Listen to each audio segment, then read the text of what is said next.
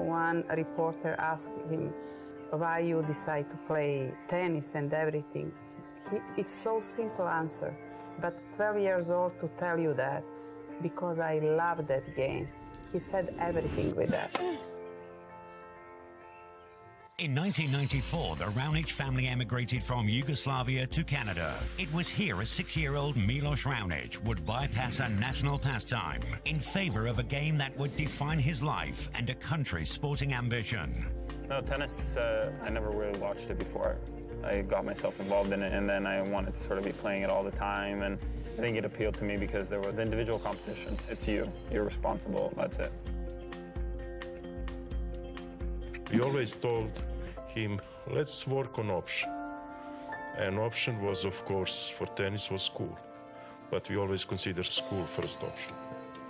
It's weird because Milos was always a little bit of a quiet guy. He was always like the little brother to the group, and we were always very protective of him. And he would walk around with his tennis bag on his back, and the bag was bigger than him. And everyone at high school kind of questioned, who is this guy walking around all day with his tennis bag? But to see it from my point of view, I knew how dedicated he was. I knew that right after class he was heading out to the tennis courts. Today, if you ask me, I don't know how he did it, because seeing his schedule and everything, it was almost impossible. The schedule was tough. 6 a.m. tennis till about 8 a.m. Then straight to school till about 12, straight to tennis. Back home around 6 o'clock.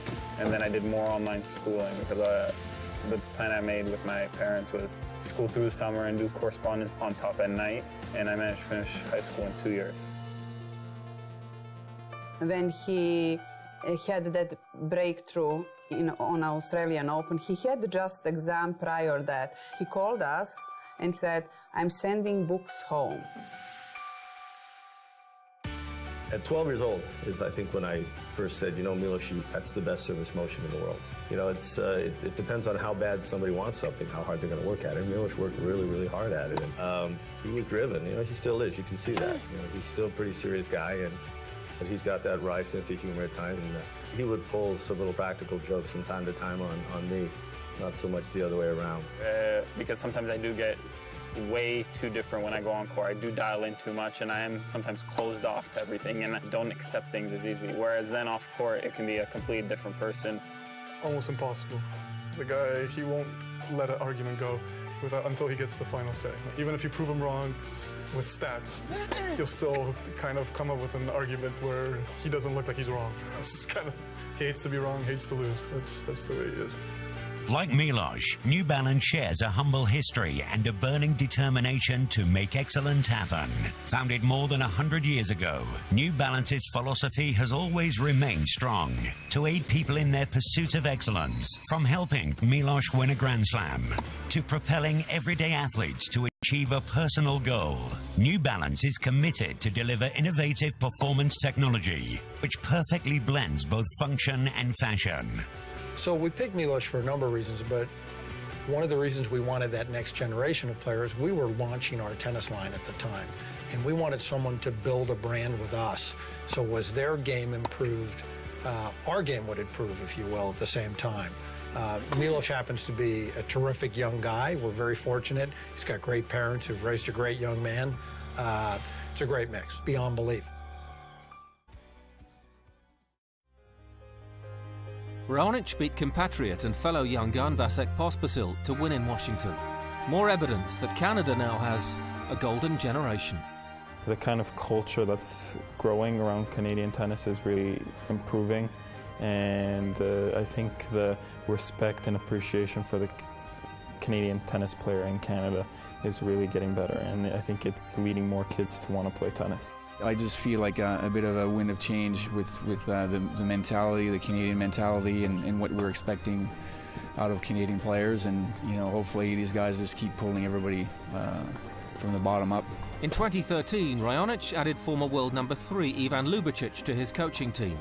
The Croatian has been a central figure as Raonic aims to take the final step. When you step out on the court, it's completely individual. But I think what gives you the peace of mind is knowing you have the right people around you, and that do put in 100% for you and that do sacrifice for you. Hi, Milos Raonic from Canada.